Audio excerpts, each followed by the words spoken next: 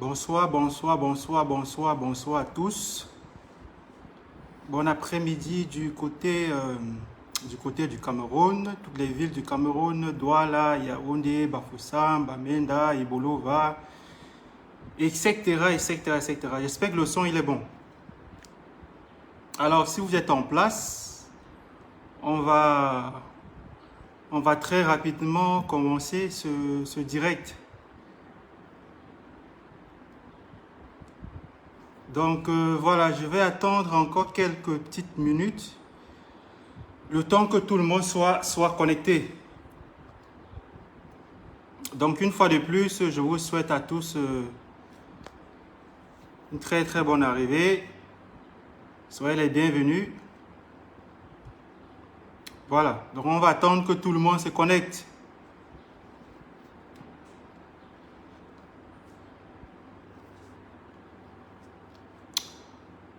Bonsoir à tous, bonsoir à tous.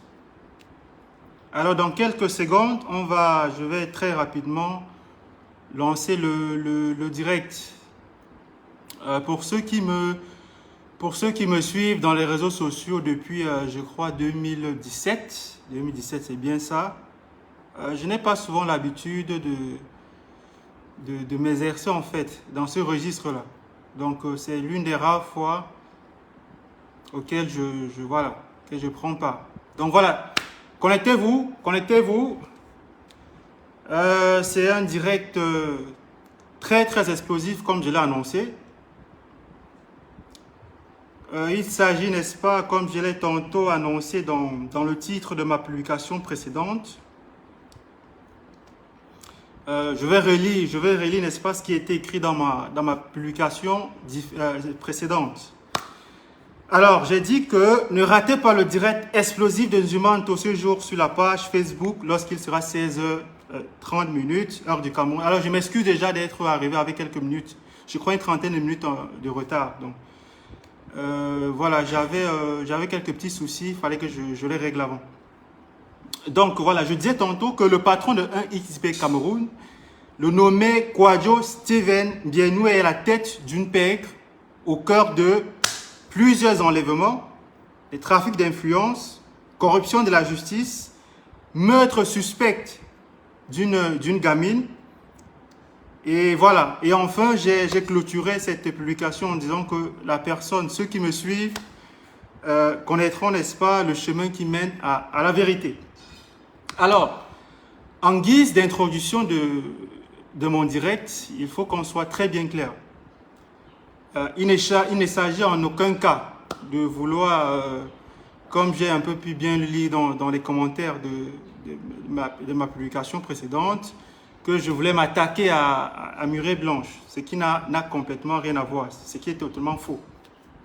Alors, à chaque fois qu'il y a des cas d'injustice, j'interviens. Je ne suis pas la seule personne intervenue. Il y a beaucoup de personnes qui interviennent quand il s'agit de cas d'injustice, de violation de droits, etc., etc. Donc, il y a de cela, je crois, 2 mois, j'ai été saisi par une source anonyme concernant M. Kwadwo, qui est comme je l'ai tantôt rappelé, qui est le responsable de l'entreprise 1xBet Cameroun, en fait. La source qui m'avait saisi faisait état de ce que l'individu en question était impliqué dans des pratiques pas très nettes avec l'un de ses anciens collaborateurs. Une information qu'à l'époque, je n'avais pas jugé nécessaire, en fait. Je n'avais pas jugé nécessaire et je n'avais pas relayé l'information parce que je me disais que voilà, c'est un problème entre 2 anciens complices qui se sont gâtés. Et voilà, quand ça a commencé, je n'étais pas là. Et donc, quand ça va finir, il faut qu'ils s'arrangent entre eux. Mais par la suite, il y a eu d'autres révélations, d'autres sources aussi qui sont arrivées. Et pour ceux qui me connaissent, j'ai toujours pris toutes les informations que j'ai toujours véhiculées dans les réseaux sociaux. Je prends toujours le soin de les accompagner par des preuves. Voilà, par des preuves. Je ne suis pas un vous-vous-là. Je ne suis pas, pour ceux qui me connaissent, je ne suis pas un vous-vous-là. Le buzz, en fait, la visibilité, ce type de visibilité, ça ne m'intéresse pas. Donc, je ne parle qu'avec des faits. Des faits et des faits, c'est ce qui m'intéresse. Alors, en guise d'introduction, je m'en vais tout de suite vous lire un message C'est le message d'un certain Kwasi. Je vais très vite lire le message qu'il m'a fait parvenir. Donnez-moi quelques petites secondes si vous le voulez. On va lire très rapidement avant, n'est-ce pas, voilà, d'engager le vif du sujet. Voilà. Quelques petites secondes.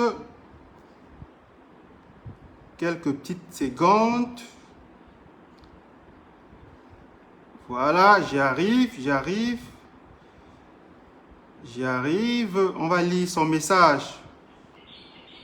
Je tiens à rappeler qu'il ne s'agit pas d'une opération de Killa. Il ne s'agit pas d'une opération soit de vouloir blanchir l'un de ses anciens collaborateurs, soit lui-même, n'est-ce pas, de l'accabler. Donc, comme je le disais tantôt, il s'agit pour moi d'exposer en fait, de dénoncer les pratiques que le représentant de 1xB Cameroun engage à l'abri des regards. Alors, on va très vite lire son message. Il s'appelle Kwasi. Lisons très rapidement. Je suis un jeune ingénieur ivoirien. Je fais mes études à Moscou de 2010 à 2018. J'obtiens 2 diplômes d'ingénieur. Alors, le message, il est là. Voilà. J'obtiens 2 diplômes d'ingénieur. Un premier diplôme d'ingénieur en géologie pétrolière et minière obtenu en 2016.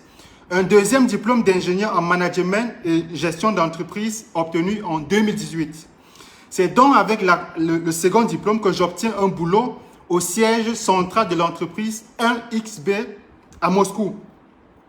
En 2018, face à mes compétences, le top management russe décide de m'offrir mon premier emploi avec pour résidence le Cameroun, un pays que je découvre pour la première fois le 15 août 2018 en qualité de directeur clientèle et marketing chargé de la zone Afrique francophone.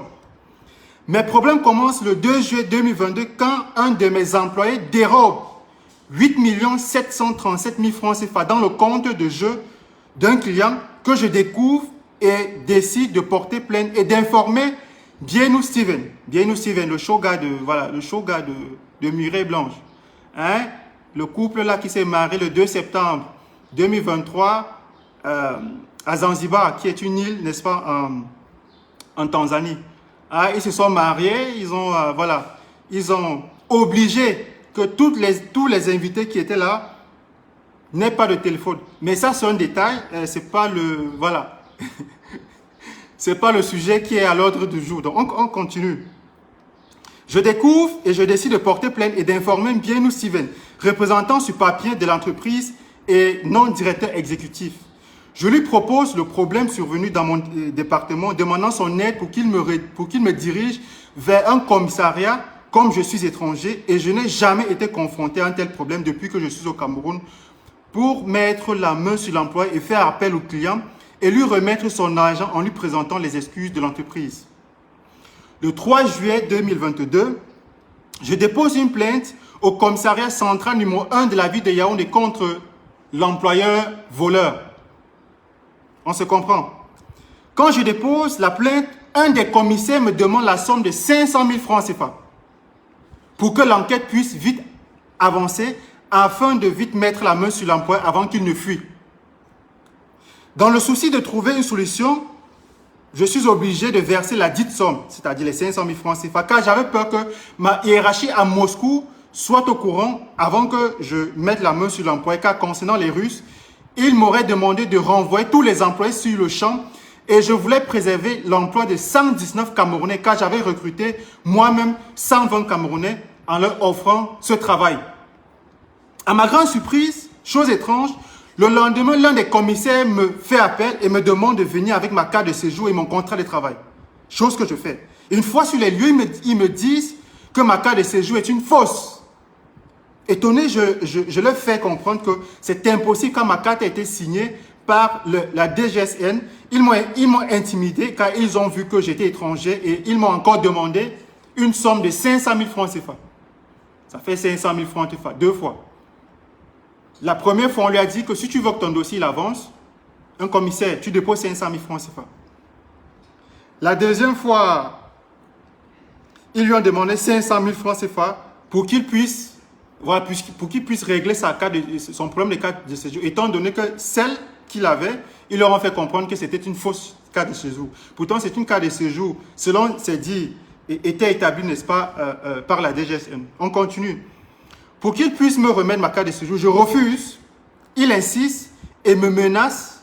C'est ainsi que je donne encore 500 000 francs CFA, soit au total 1 million de francs CFA. On continue, vous me le permettez. Alors, le 6 juillet, il arrive à mettre la main sur l'employé. C'est-à-dire, voilà, les autorités parviennent à mettre la main sur l'employé qui avait volé les 7 900 000 francs CFA. Qui, me voyant, se met à pleurer. Donc, l'employé, quand il voit le type, il se met à pleurer. Et me demande pardon en disant qu'il a encore les 7 900 000 francs sur la somme initiale, car le reste, il a dépensé pour les procédures pour l'Allemagne. Donc, il s'était apprêté à prendre une violente et tangente en bain. Voilà. Donc, l'argent est versé au commissaire. Les 7 900 000 francs CFA ont été récupérés et versés chez le commissaire. C'est là-bas que j'ai déposé plainte. Je lis, le message, il est là. 2 jours passent. Les 2 commissaires de police ne font pas signe pour récupérer l'argent pour que je puisse remettre au client. Je commence à m'inquiéter. Je contacte alors une connaissance à la DGSN qui lui fera une descente au commissariat pendant ce temps. L'employé est en cellule. Dès que les commissaires ont vu l'officier de la DGSN, ils ont paniqué sur le champ, comprenant que l'affaire devenait sérieuse.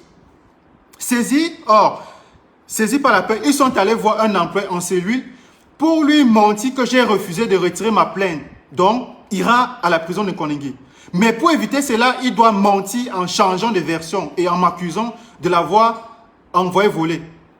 Donc, pour l'instant, monsieur Bienou Wadjo n'intervient pas encore. Et tout ce que j'ai énoncé dans les titres de ma publication précédente, ça arrive. Donc, pour l'instant, il était important que je vous situe dès la genèse du problème pour que vous puissiez, n'est-ce pas, comprendre exactement ce qui se passe. Alors, je me suis arrêté où? Voilà, saisis hors la peur, ils sont allés voir l'employé en cellule pour lui mentir que j'ai refusé de retirer ma plainte, donc ira à la prison de Koningui. Mais pour éviter cela, il doit mentir en changeant de version et en m'accusant de l'avoir envoyé voler. L'employé refuse catégoriquement cette proposition du commissaire de police. Ce dernier va alors passer à tabac l'employé avec la machette sous la plante des pieds. Sous l'effet de la torture, l'employé n'avait pas le choix que de changer sa version en tuant sa conscience pour sauver sa peau. Alors, le lundi 14 juillet 2022, le commissaire Nkomo, Antoine, m'appelle en me disant que je devrais passer au commissariat avec mon épouse camerounaise pour une confrontation avec l'employé, car il déclare avoir reçu l'ordre de ma part, ainsi que de ma femme, car ma femme et moi travaillons ensemble naïvement. Je dis ok. Je prends mon épouse et on se rend au commissariat. À ma grande surprise, l'employé change de version, m'accusant de lui avoir donné l'ordre de voler. Et je lui aurais donné l'ordre dans mon bureau, très serein. Je lui dis qu'il a oublié qu'il y a des camarades dans mon bureau. Alors qu'il nous dise quand et comment et à quelle heure j'ai tenu une réunion avec lui dans mon bureau pour que mes techniciens nous fassent sortir la bande vidéo. Pris de panique, il n'arrive plus à parler, mais malgré le commissaire comme Antoine m'arrête avec mon épouse, moi le plaignant, et nous met en garde à vue du 14 juillet au 18 juillet 2022 pour vol en bande organisée, soi-disant et pour tentative de corruption. Car les 1 million qu'ils m'ont estoqué, ils ont fini par dire que j'ai tenté de les corrompre. Et c'est ainsi que le 18 juillet 2022, avec mon épouse et l'employé, on nous défait au parquet de première instance, centre administratif, chez le procureur Ntiam Koto Florent. Une fois devant le procureur, l'employé se met à pleurer à genoux en demandant pardon devant le procureur et en nous avouant qu'il a été torturé à la machette sous les pieds. Donc face à la douleur, il était obligé de nous accuser. C'est ainsi que le procureur du TPI me libère avec ma femme le lundi 18 juillet. Alors pour terminer, parce que je ne vais pas être très très long, on lit une partie de son texte. Mais chose étrange, pendant que je suis en cellule le 15 juillet 2022, Monsieur Mbienou, hein, le mari de Muriel Blanche, voilà, le mari de Muriel Blanche, Mais chose curieuse, chose étrange, pendant que je suis en cellule le 15 juillet 2022, monsieur Mbienou, qui n'est ni mon ami, ni mon patron de près ou de loin, me fait parvenir une lettre de démission rédigée par son avocat en mon nom pour que je signe. Ces lettres afin qu'il puisse plaider ma libération avec mon épouse auprès du procureur. Lettre dans laquelle il me demande de ne pas poursuivre l'entreprise après et de ne jamais réclamer mes indemnités de licenciement abusif car tous les accès de travail avaient été fermés par Moscou suite à un rapport mensonger de Mbienou Steven auprès de ma patronne à Moscou. Le nom de la patronne c'est Yana Chimietova. Donc, j'ai refusé de signer la lettre de démission qui me fut parvenue le 15 juillet et c'est ainsi que je sors libéré le 18 juillet avec mon épouse enceinte qui a perdu l'enfant en cellule lors d'une fausse couche. Quand nous sommes libérés, j'appelle ma patronne en haussant le ton sous le fait de la colère qu'elle me fait comprendre que le rapport mensonger vient de Mbienou qui a par la suite plaidé pour qu'on mette son frère camerounais à ma place. Chose qu'elle refusa. C'est ainsi que je me rends compte que je venais de subir un complot par Mbienou et tenez-vous bien, qui par derrière pour retirer les 7 900 000 par le biais de son avocat au commissariat, lui qui n'était ni de près ni de loin, c'est lui qui déposa la plainte. Et jusqu'aujourd'hui, nous ne savons pas où sont passés les 7 900 000 francs CFA. Mon avocat d'alors dépose une plainte contre les deux commissaires véreux à la DGSN à mon nom. Et aujourd'hui, ces deux commissaires sont en procédure disciplinaire. Alors, je vais lire l'endroit où il dit qu'il a été jeté en prison. Parce que c'est très long le texte. Voilà, c'est presque... Voilà. Lorsque je sors de mon calvaire et je découvre le complot, je me mets à insulter Mbienou, les traitants, voilà, des mots, voilà. Étant dans son pays et voulant montrer ses muscles, il part donc me porter plainte à la Légion des gendarmeries en face du siège le 10 août 2022, soit un mois après ma première sortie de cellule. Les gendarmes et le garde du corps de Mbienou viennent m'arrêter à Bastos, à la maison, en me brutalisant. Cette vidéo, la vidéo de son arrestation, je l'ai et je vais la publier sur la page après ma sortie, après ce direct-là. Les gendarmes et le garde du corps de Mbienou viennent m'arrêter à Bastos, à la maison, et me brutalisant une plainte pour diffamation, cybercriminalité, intrusion dans un réseau informatique, donc un montage de choses dont je ne m'y reconnais pas. Je suis encore en cellule du 10 août 2022 au 18 août 2022. Et pendant ce temps, Mbienou fait monter de faux procès-verbaux d'enquête contre moi et pas corrompre les magistrats et présidents des tribunaux pour qu'on m'enferme pour 5 ans. Ce qui est écrit, j'ai toutes les preuves.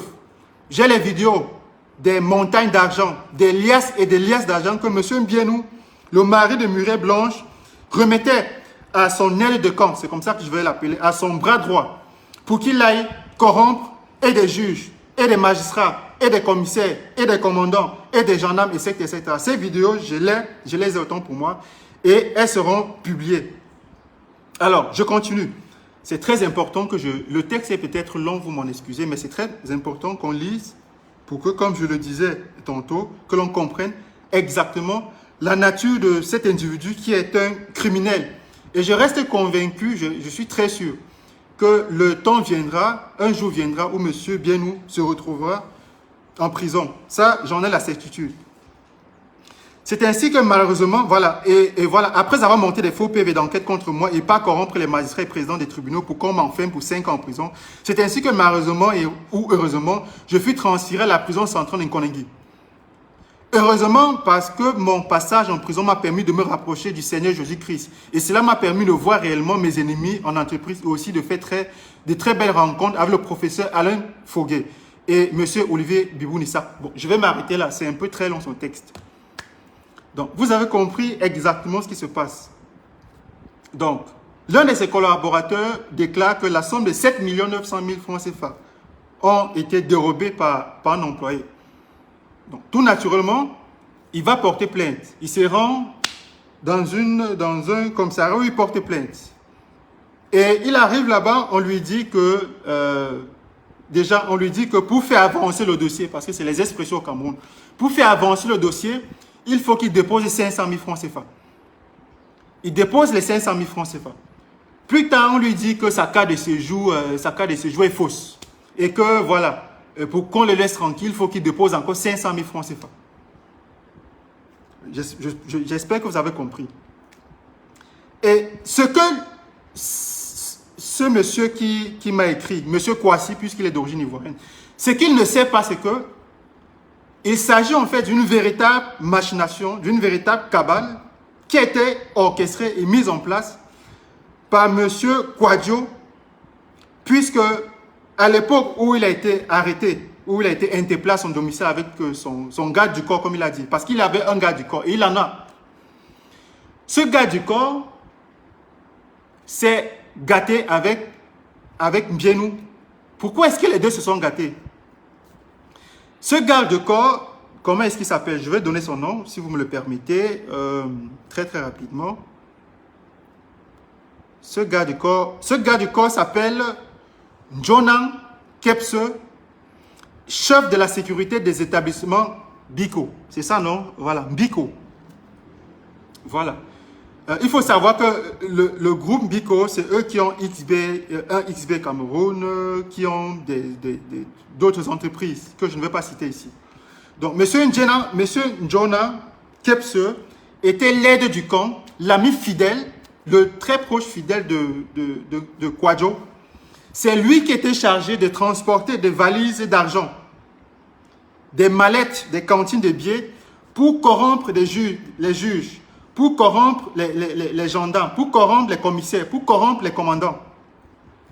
Et il y a une mission que M. Kouadio donne à Jonan Kepse, qui est son aide du camp. Il lui dit que même étant en prison, même le fait que M. Kouassi soit en prison, il n'est pas tranquille. Et que son aide du camp doit s'arranger à faire assassiner M. Kouassi à prison. C'est une information que M. Kouassi n'a pas du tout, que j'ai. Et ce que je dis, j'ai les preuves. Toutes les voices, tous les audios sont en ma possession. Et je vais prendre tout mon... C'est-à-dire, aujourd'hui, je ne publie pas les choses du Cameroun. C'est-à-dire que, voilà, les routes...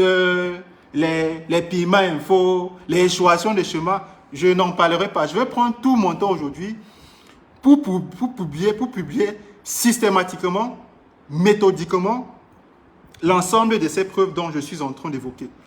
Je répète, le mari de Madame Blanche, une petite parenthèse, ma petite sœur Blanche, Mireille Blanche, tu sais, je t'avais dit une fois que la vie n'est pas un scénario. Des Bénézek et Pompiers. Et j'étais très sérieux quand je le disais. Je sais que depuis des années, depuis environ 5 ans, je ne sais pas, 4 ans ou 5 ans que tu es avec ce type de Kouadio, c'est lui qui finance ta carrière. C'est lui qui t'achète les sacs Gucci, Louis Vuitton, les chaussures, les voyages en première classe. C'est lui qui finance tes activités, que ce soit tes activités cinématographiques, que ce soit tes activités de business, etc. C'est lui. Et je ne sais pas si tu es au courant de la vie qu'il mène. Je ne sais pas si tu es au courant que ce monsieur, il est impliqué dans des disparitions suspectes. Disparitions suspectes parce que je n'ai pas de preuves palpables. Mais toutes les informations, tous les indices le désignent. Je ne sais pas si tu es au courant. Quand je t'ai dit par exemple qu'il était marié avec une Russe, je suis sûr que tu as dit « Ah, vraiment, le gars là, il me déteste, il me sabote, il est jaloux. » Je publierai les captures d'écran, les messages de son épouse russe, avec qui il est encore légalement marié. Et cette dame affirme que M. Kouadio est actuellement en train de mettre un plan en place, pour l'assassiner. C'est elle qui le dit. Et ce que je dis, des preuves, je les ai. Alors, pour ne pas m'éloigner de notre sujet, donc, M. Kouadio va demander à son aide de camp, Jonan Kepse, de faire assassiner Kouassi, qui se trouve en prison. Kouassi, c'est son collaborateur, l'Ivoirien, n'est-ce pas, qui était allé porter plainte parce qu'il y avait de l'argent qui avait disparu, l'argent d'un client. Et il demande à ce qu'il le fasse assassiner en prison. Sauf que son aide de camp, qui lui a toujours été fidèle jusqu'ici, refuse. Et lui dit que, franchement, il a toujours accédé à toutes ses demandes. Tout ce qu'il lui a toujours demandé de faire, il a toujours exécuté. Mais le faire assassiner, franchement, il n'est pas très chaud. Et j'ai des audios dans lesquels Kouadio Mbienou, le père d'Embrav, n'est-ce pas, le père d'Embrav, demandait à ce que M. Kouassi se fasse tabasser en prison, qu'il faut qu'il monte des prisonniers bandits en Konengi pour qu'on le tabasse, pour qu'on l'assassine, Pour qu'on les tabasse, on lui dise que pourquoi est-ce que tu as couché avec telle fille. Et une petite parenthèse, c'est que Kouadio a fait payer l'entourage de Kouassi, c'est-à-dire il avait des amis, des femmes, des hommes, qui se sont rendus dans certains commissariats à Yaoundé où il avait des ennuis judiciaires pour des faux témoignages. Il m'a violé, il m'a volé, il a ceci, il a cela. Donc, Kouadio donc dit à Njona que je veux que tu le fasses assassiner en prison.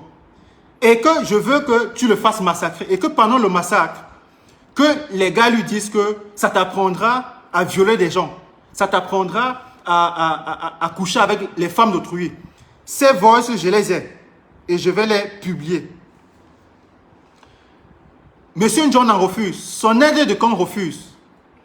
Et il lui dit qu'il ne peut pas se lancer dans cette aventure-là. Et c'est à partir de cet instant que la brouille commence entre les deux.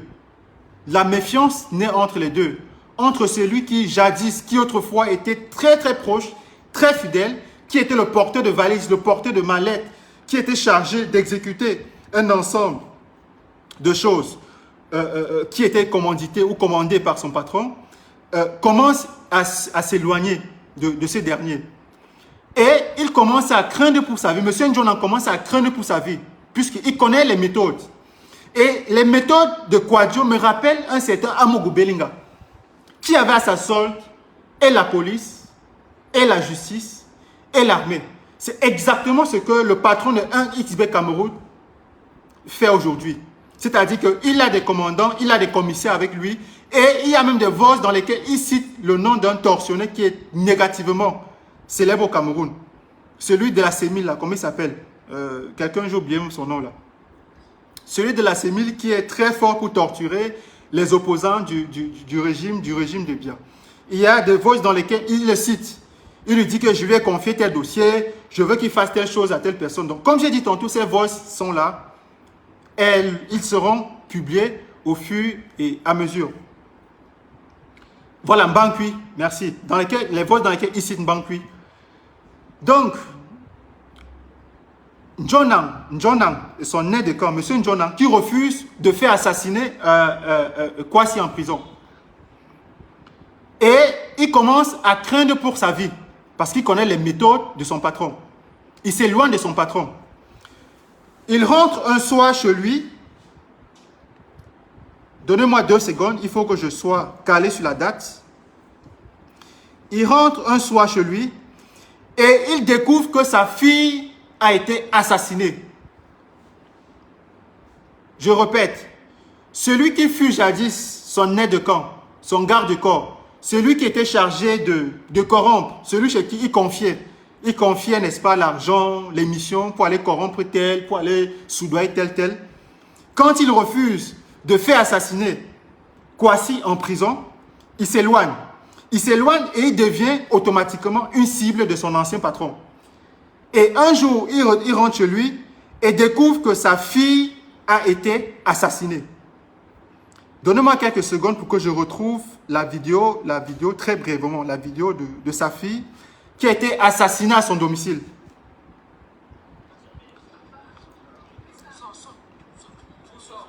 Il est rentré à son domicile et il a découvert que sa fille a été assassinée.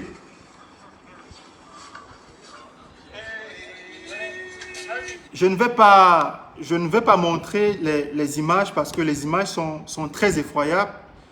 Et pour éviter, n'est-ce pas, la censure de Facebook, voilà. Je ne vais pas la diffuser, cette image. Donc, il rentre à son domicile et découvre que sa fille a été assassinée. Et tout de suite, il le sait, il soupçonne Monsieur Kouadio, le mari de Murée Blanche. C'est très important de le rappeler. Mais moi, je n'ai pas de preuves. Je ne pourrais pas dire que c'est Monsieur Kouadio qui a fait assassiner l'enfant parce que je n'ai aucune preuve. Et le monsieur en question ne m'a fourni aucune preuve. Donc, c'est la raison pour laquelle vous avez vu dans mon texte, j'ai dit que, voilà, il y a une fille qui est morte de manière suspecte et que, voilà, les regards sont pointés vers M. Kouadio. Mais le monsieur en question sait que c'est la mafia, n'est-ce pas, qui se retourne contre lui. Et dès lors, il décide d'entrer en cavale. Le monsieur décide de fuir. Monsieur Kouadio ne s'est pas arrêté là. Monsieur Kouadio ne s'est pas arrêté là. Il a engagé un commandant, je pense, c'est ça. Il a engagé un commandant pour que ce commandant le retrouve pour le faire taire. Et quelques temps plus tard, ce commandant s'est rendu du côté de l'ouest du Cameroun où il a arrêté son frère. C'est-à-dire que, je ne sais pas si vous comprenez, je vais retrouver cette image où voici le message. Là, le commandant Koulou, il s'appelle Koulou, vous voyez le nom, le commandant Koulou. Le commandant Koulou est en train de rendre compte sur WhatsApp. Vous voyez les photos qui s'embassent, les photos du frère de l'ancien garde de camp, de l'ancien homme bras droit de Kouadio. Là, c'est son arrestation je crois il a dit Bafoussam, à l'ouest du Cameroun. Donc, il a arrêté un membre de sa famille pour lui mettre psychologiquement la pression.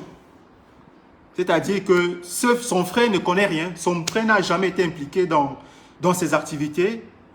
Il ne sait pas ce qui se passe. Donc, ils ont arrêté son frère à l'ouest du Cameroun et c'est le commandant qui va avec des éléments, qui va arrêter et rendre compte sur WhatsApp. Exactement comme ça a été le cas avec M. Amougou Belinga, où des juges, des commissaires, des commandants arrêtent des gens, torturent des gens, font disparaître des gens et viennent lui rendre compte sur WhatsApp. Donc, c'est exactement ce que ce commandant il a fait. Et comme si ça ne suffisait pas, ils ont, une fois de plus, arrêté la femme de ce monsieur. Ils ont arrêté la femme de ce monsieur avec un nourrisson en main. Alors, je vais vous montrer la vidéo du nourrisson en question.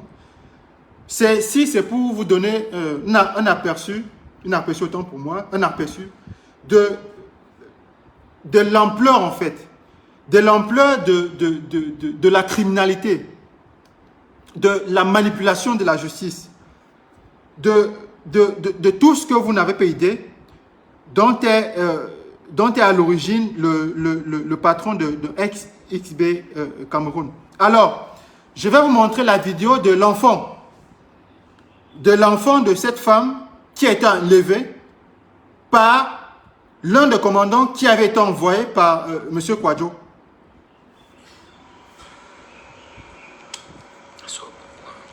C'est-à-dire un nourrisson. Ils ont fait enlever, M. Kouadio, le patron de 1XB Cameroun, a fait enlever un nourrisson. A fait enlever une femme. Vous voyez. D'accord, c'est bon. Elle a chez... Ok, d'accord.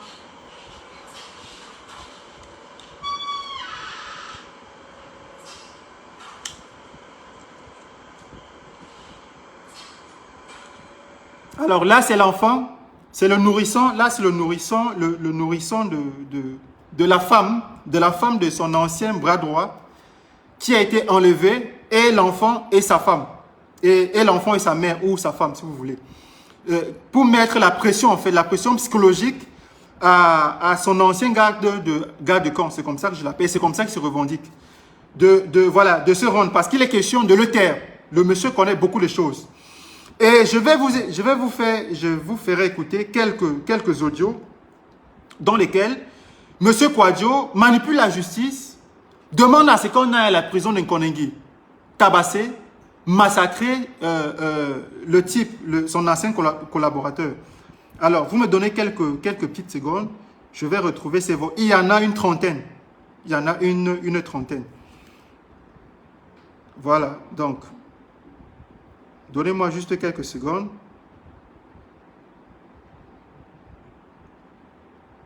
Donnez-moi quelques secondes.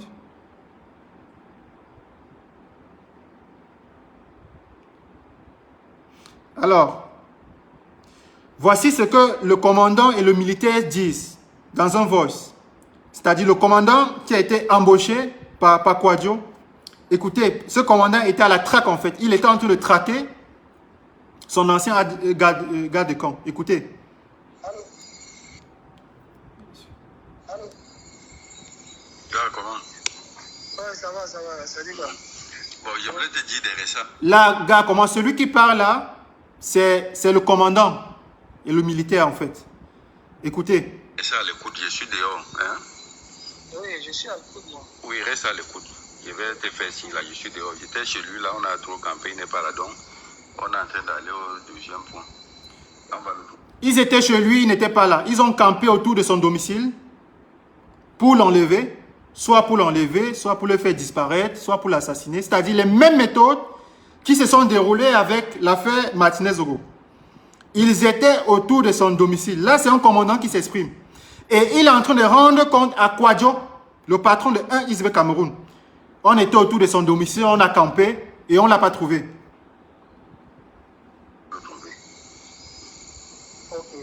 D'accord, donc reste à l'écoute seulement. Ça va se gérer aujourd'hui. Il faut qu'on... Tu vois ce que le boss t'a dit. Reste tranquille. C'est moi qui te dis, je suis ton grand. Ok. D'accord. Ok. On va continuer, on va continuer. On va continuer très vite fait. Alors, là, c'est Monsieur Kwadjo. Là, c'est Monsieur Kwadjo, le mari de... Voilà. Le mari de la Béyoncé du Cameroun. C'est lui là. Avec son actuel garde de camp. C'est lui maintenant qui est chargé. Cet homme ici qui est à ma droite. Il doit être à votre gauche. C'est lui qui est chargé maintenant d'exécuter, n'est-ce pas, le sale boulot. C'est lui là. On va continuer avec les voices. Jusqu'à. Alors là, ce sont les voices. Ça, là, c'est le patron de ce monsieur Kwadjo qui s'exprime. Faites que vous devez camper là-bas jusqu'à l'heure que le car va venir les chercher. Il faut camper. Il faut camper là-bas. Là, c'est monsieur Kwadjo qui répond. Il faut camper là-bas, jusqu'à l'heure que... Camper là-bas autour de son domicile. Camper là-bas. Camper là-bas. Toutes les positions des gars qui viennent intervenir là, regardez et vous m'envoyez les photos des gars là. Tous les gars qui viennent pour dire qu'ils viennent intervenir là. Donne à faire 4. Tu vas donner à faire 4 millions. Tu es avec lui déjà. Va donner... Hubert, appelle Kiki, tu donnes à Kiki 1 million. Appelle Kiki, tu donnes à Kiki 1 million. Bon, le Kiki, je ne sais pas. Est-ce que c'est un gendarme? Est-ce que c'est l'un de ses hommes de main? Je ne sais pas qui est Kiki. Appelle Kiki, tu lui donnes 1 million. Tu donnes à Kiki 1 million. Tu lui dis que les 500 là, il envoie au monsieur qui voulait envoyer là. Les 500 là, il donne au grand. On va le condamner. Oui, je viens d'appeler Père Tankwala. Il m'a dit non, je viens d'appeler mon papa là. Moi, je vous savez, le CV lui-même, il est discret, non? C'est parce que c'est moi-même. Je ne sais pas que c'est moi. Il ne pouvait pas accepter qu'on travaille à Ouadia comme on travaille là. Voilà. Il a dit que c'est faux. Il ne doit pas passer devant le greffier en chef. C'est le procureur qui doit le placer directement.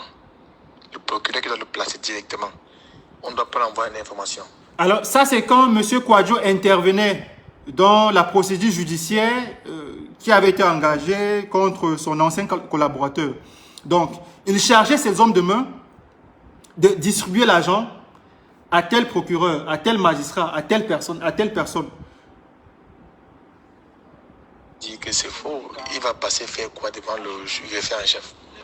Que c'est le procureur qui doit le mettre, il va le mettre mandat de dépôt.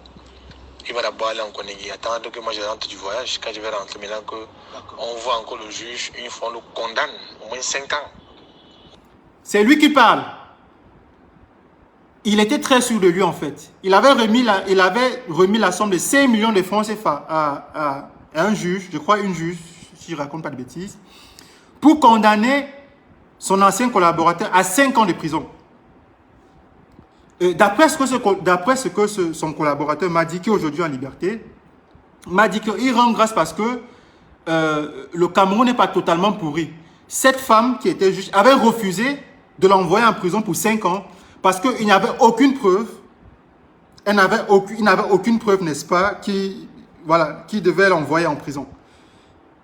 Au moins 5 ans dedans là-bas, propre. Il entre encore là-bas. Je m'avais encore voir encore le Le régisseur, on le mate là-bas bien. Même étant en prison, je vais aller voir le régisseur pour qu'on le mate. C'est Kwadjo. Et j'ai vu quelqu'un a tagué les... Comment il s'appelle là les Pepas oiseaux. Je vais vous dire quelque chose que... Je sais qu'après mon direct, les petits blogueurs du Cameroun là, hein, les petits affamés du Cameroun là, il va aller vous voir là, il va vous donner chacun 150 000 francs, 200 000 francs CFA. Et les messages de soutien, les publications de soutien à tel, ça va pleuvoir. Comme ça a été le cas, je crois, la semaine passée ou la semaine passée. Voilà. Et vous êtes nombreux, mais vous êtes tellement petits en fait. Moi, je vous conseille de rester dans vos affaires de piment, dans vos affaires de tel artiste, machin, son caleçon se retrouver sur telle toiture. Voilà. Quand il s'agit des choses sérieuses, je vous conseille de rester très très loin. On doit le placer directement. C'est quand je vais rentrer du voyage qu'on va l'envoyer en information, on va le condamner. Bien. Ça veut dire que les gars là ont passé des coups de fil. Ça veut dire que les découvertes sont là. Ils sont en train de préparer quelque chose.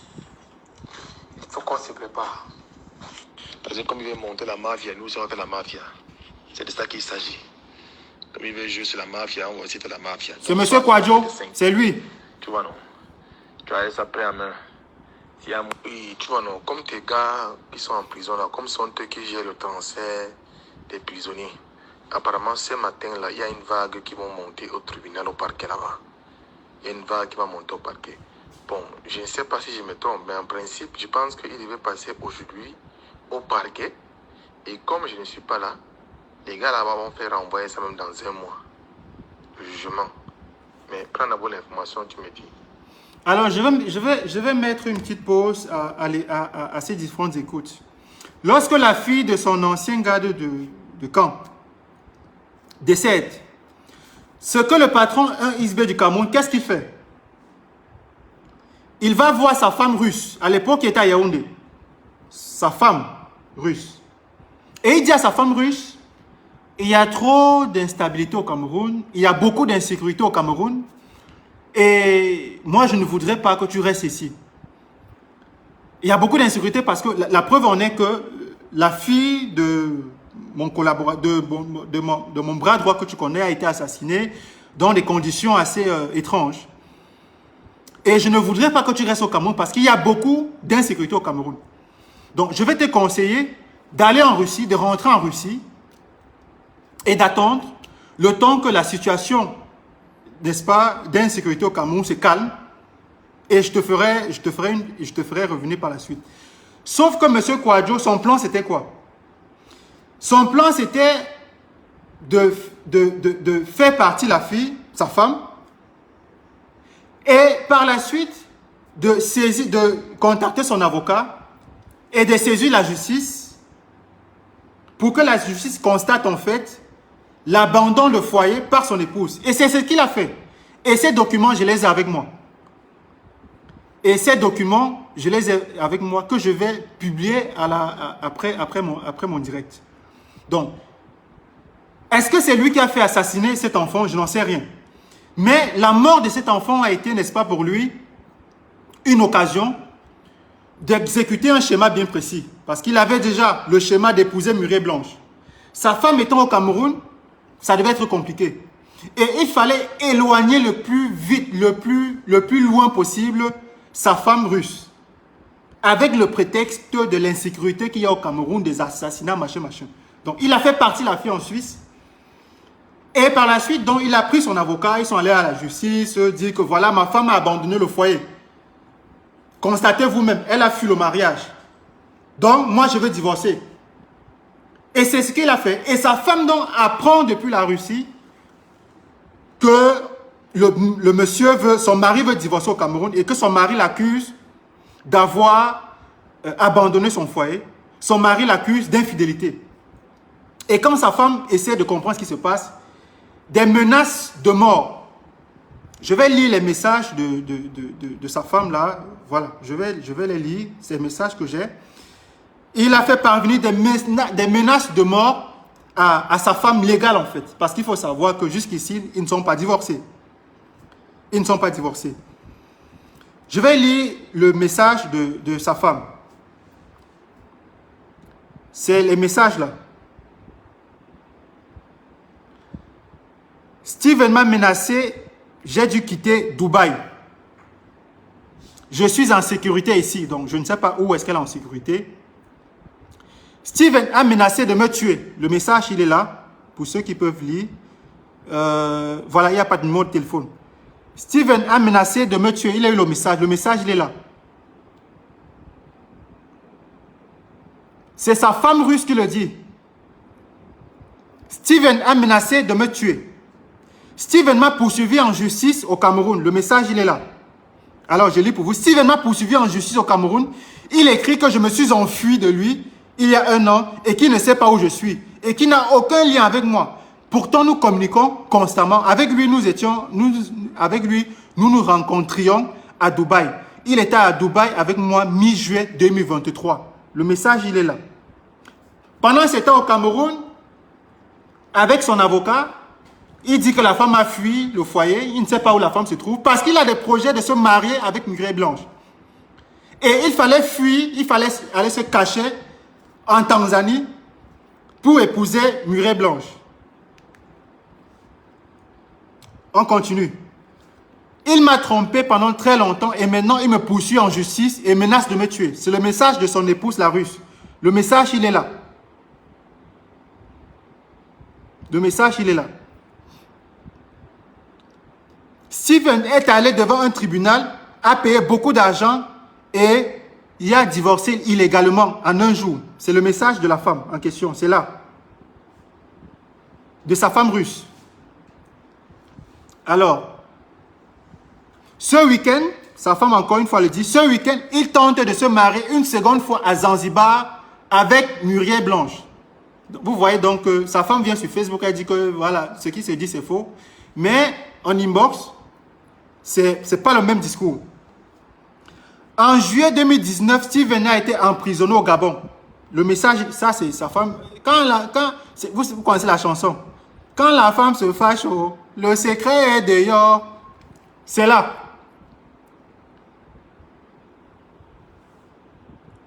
En juillet 2019, Steven a été emprisonné au Gabon. En août 2019, il sort de prison et a un bébé avec une femme au Gabon. Ça, c'est sa femme qui le dit. Hein. Donc, pour lire, je vais lire. Voilà, je vais lire très rapidement. Steven doit répondre du meurtre de la fille. Quelle fille? La petite fille, c'est sa femme qui le dit. Le message, il est là, il était encerclé. Steven doit répondre du meurtre de la fille. Donc, peut-être qu'elle en sait davantage que moi. Donc, voilà. Est-ce qu'il y a encore dans ce message? Voilà, elle dit Catherine, elle s'appelle Catherine, la russe. Catherine est un nom russe, c'est un nom slave. Et elle dit que nous, les Russes, on ne se laisse pas faire. Voilà. C'est ce qu'elle dit. Donc, voilà. Donc, c'est pour vous dire que je peux, voilà, les voices, comme tantôt je voulais, les voices sont pleins. Voilà. Les voices sont nombreux. Donc, comme je dis là, tu avais suivi. Oui, on a parlé, on a tout calé, on a parlé, on a tout calé. Ici, c'est quand il demande un arrangement à l'amiable. C'est-à-dire qu'il a tout fait pour faire supprimer, pour faire taire son ancien bras droit. Ça n'a pas marché. Et il essaie, peut-être pas, c'est une ruse en fait. Peut-être qu'il a opté pour la stratégie de la ruse. Il essaie de demander un arrangement à l'amiable. Il m'a dit ça. Il m'avait un peu trop pressé là. Parce qu'il n'était même pas avec la... en fait, il n'était même pas... C'est comme s'il était un peu malade même quoi. Il a un tout petit point, un genre là. Apparemment, il a dit ça. Il a dit qu'il avait rendez-vous où ça boude, où à Galim, où c'est où là, je ne sais pas trop. Oui. Donc on a parlé et je lui ai dit ce que je vais lui proposer. Il m'a dit il n'y a pas de problème. Bon, il va voir avec toi. Maintenant, comme tu as dit qu'il faut réajuster là, bon, je vais encore parler avec lui, tu vois.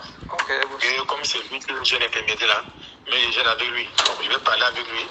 Et là, il m'a dit qu'il va me faire ici lui-même. Parce qu'il dit que là, il y a des ça, les réseaux, c'est comment là. Ce n'est pas stable. Quand ça va stabiliser, Moi, Il va moi, m'appeler, il va... je n'ai même pas besoin de traiter quelque chose avec CB, parce que même à lui, là, moi, il lui fait pas confiance. Moi, je t'ai expliqué. Moi, je t'ai expliqué ce que moi, je veux. Moi, je veux partir d'ici avec ma famille. C'est ce que moi, je t'ai expliqué. Ok. Moi, je ne veux pas, moi, les problèmes avec qui ou avec qui que ce soit. Parce que toi-même, ce qui s'est passé... Allô? Oui. Parce que ce qui s'est Oui, je t'écoute. J'ai dit que ce qui s'est passé là, c'était que parce que les gens m'ont contacté. Je dis ok, écrivez même, je ne réponds pas. Moi, je ne veux pas. Tu es mon frère du village, je t'ai dit ça depuis hier. Parce que même si c'est qu'on n'est plus de ce monde, même au village, on va se rencontrer, même en esprit. Moi, je ne veux pas, moi, les problèmes. Je t'ai expliqué que voilà. Toi-même, tu connais comment ça se passe, ça va dehors. Moi, je ne peux plus vivre ici. Oui, bonjour Hubert. Là, c'est que je n'ai pas eu le temps. Je vais taper beaucoup plus que je n'ai pas eu le temps. Mais voilà, ce que moi je t'ai dit. J'ai causé mon petit. Tu m'as expliqué les choses. Ce que tu dis, ce qui t'a expliqué que les 15 bâtons qu'on lui a donné à Mabel, hein, il ne t'a pas dit la vérité. D'abord, qu'il a eu sa part, il ne t'a pas dit la vérité. Et dans le cas, même s'il n'a pas eu, hein, il cherche à s'approcher, à demander, à faire tout. Les menaces qu'il va finir sa race. Non, man. Kouloula lui-même là, il croit qu'on ne connaît pas chez lui. On ne connaît pas ses enfants, on ne connaît pas sa famille aussi. On connaît qui va finir avec la race de qui. C'est un gendarme, man. Ce n'est pas un colonel, un lieutenant, un ministre, ni... Même les ministres, on t'aimait. C'est bon, non? Si, Même les ministres ont aimé. Donc là, c'est d'après ce que j'ai appris, c'est son grand frère. C'est le grand frère de Kouadio. Bon, je ne sais pas si c'est son grand frère dans les affaires, dans la mafia, dans la pègre, je ne sais pas. Même les ministres ont aimé. Et je vais vous montrer un dernier élément, une dernière vidéo. Voilà. Ça, c'est comme ça l'argent. Regardez. C'est avec cet argent que le patron de 1 XB Cameroun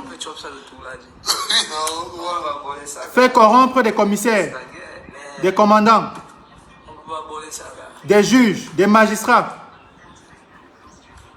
Je ne vais pas montrer le visage de celui qui manipule l'argent. Vous avez vu?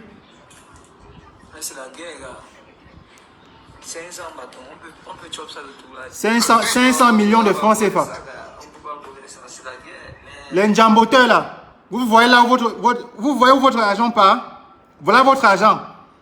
Les njamboteurs de 1 XB Cameroun. Votre argent, c'est à payer des magistrats, à payer des commissaires, à payer des commandants, à payer des équipes chargées d'enlever, chargées de traquer, chargées d'assassiner, chargées de faire disparaître des Camerounais. C'est là. On peut aborder ça, gars. Vous voyez?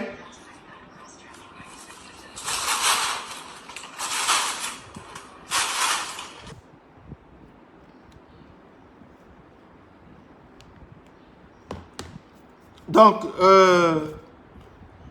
je vais le rappeler une fois de plus. Je suis très sûr qu'à l'heure où je parle, ma petite sœur Nkamche est certainement là en faux profil ou quelqu'un va lui envoyer, je ne sais pas, le lien du direct par la suite. Et j'aimerais lui dire qu'elle est très jeune et que mon souhait,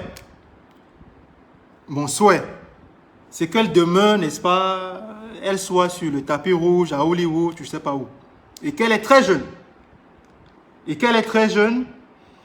Et que elle est jeune pour vivre. Elle fait un métier qui lui donne ses petites miettes. Et qu'il ne se fait jamais tard. Il ne se fait jamais tard pour renoncer au mauvais chemin. Au mauvais chemin qu'on emprunte. Alors, avant-hier, j'ai regardé la série La Bataille de Chéri. Vous savez, ils ont tellement fait de propagande autour de cette histoire que, par curiosité, je suis allé regarder et j'ai constaté que, que le film, en fait, avait pour sujet principal des femmes qui se battaient pour un homme. Des femmes qui se battaient pour un homme marié. Et dans la vraie vie, j'ai l'impression que c'est exactement ce qu'un Kamche est en train de faire. C'est-à-dire qu'elle arrache le mari d'une femme qui est légalement mariée et que parce que c'est ce monsieur qui finance sa carrière depuis des années, qui paye son logement, qui l'a fait voyager en classe affaires, qui lui fait faire des achats, du shopping sur les Champs-Élysées, un peu partout dans le monde.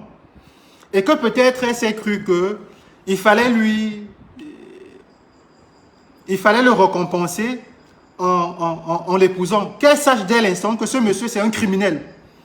C'est un criminel qui est mère d'enfant. Comme tu as une fille, un enfant, je ne sais pas quel âge, je ne sais pas si elle a 8 ans, 12 ans, je n'en sais rien. Mais sache que dans cette histoire, il y a un enfant qui a été assassiné. Un enfant qui a l'âge de ta fille qui a été assassiné. Donc, ton actuel époux est fortement suspecté d'avoir commandité le meurtre de cet enfant pour faire taire, n'est-ce pas, l'un de ses anciens collaborateurs, ou du moins son bras droit. Que ton mari, ton actuel mari, a fait enlever une femme et son nourrisson. J'ai montré là tout à l'heure les images du nourrisson. Que ton mari a envoyé des gens à la prison de Newbel. Peut-être que c'est pour ça que tu l'avais imité en faisant enlever un blogueur à Douala. Une petite parenthèse, c'est important que je le précise. C'est ton droit le plus absolu de porter plainte contre X ou Y si tu estimes qu'il t'a diffamé, il t'a insulté, je ne sais pas, c'est ton droit. Mais les méthodes, fait kidnapper les gens, fait enlever des gens, sans que la famille de cette personne ne soit au courant de sa situation pendant des semaines, et que lorsque l'on dénonce cette façon de faire dans les réseaux sociaux, après la publication que j'avais faite, et que quelques minutes après, tu te filmes sur les Champs-Élysées avec des lunettes, et ta perruque et tes cheveux factices, que tu montres comment la vie elle est très belle, tu t'en fiches. J'aimerais que tu prennes en compte ce que je te dis. Et je suis sûr et certain qu'il va y avoir des répercussions. Il ne faudrait pas que ce jour-là, tu dises que « Ah, je ne savais pas.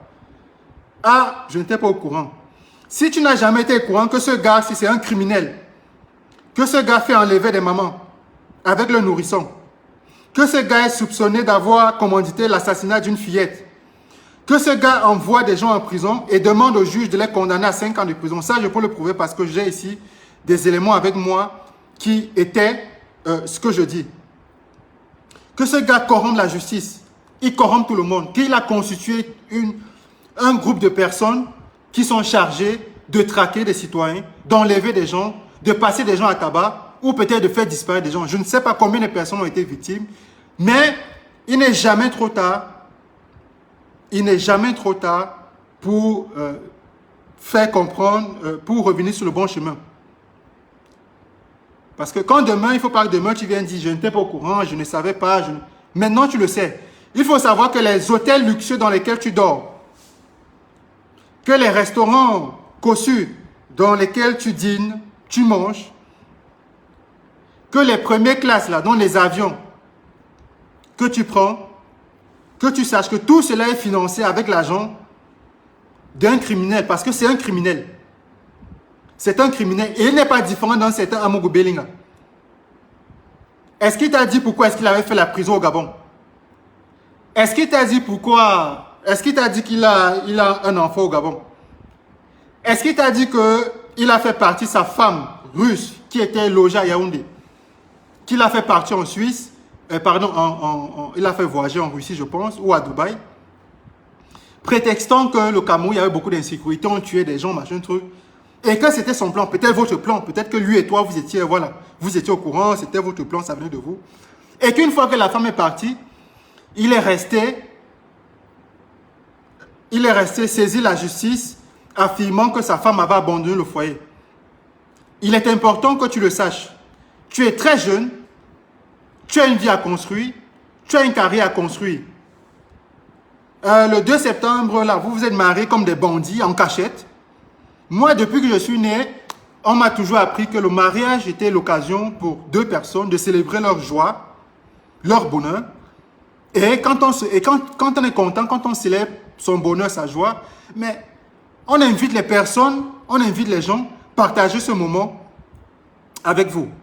Vous êtes partis vous marier en Tanzanie comme des bandits, comme des malfrats. Vous avez fui le Cameroun en cachette, en catimini. Et pendant le mariage, vous avez interdit à tous les invités d'être présents sur le lieu avec les téléphones portables. De cacher, de ne pas avoir le téléphone portable. Parce que vous aviez peur qu'on filme et qu'on envoie un zoom. Mais moi, je vais te dire, petite soeur, que Ces photos, je les aurai.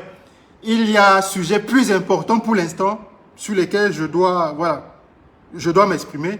Mais les photos là, soit tu vas publier toi-même ces photos, soit je vais les publier. Et je prends toujours mon temps pour le faire. Donc, je ne vais pas être très très long. Il était question qu'ici, lors, n'est-ce pas, de cet exercice, que j'essaie de exposer le visage de cet individu qui est adoré par beaucoup de blogueurs, parce qu'il faut savoir que ce soit des blogueurs, que ce soit des journalistes, ce qu'ils appellent des influenceurs au Cameroun, des personnages ou des personnalités du showbiz, ce sont des personnes qu'ils arrosent constamment avec des millions, avec de l'argent.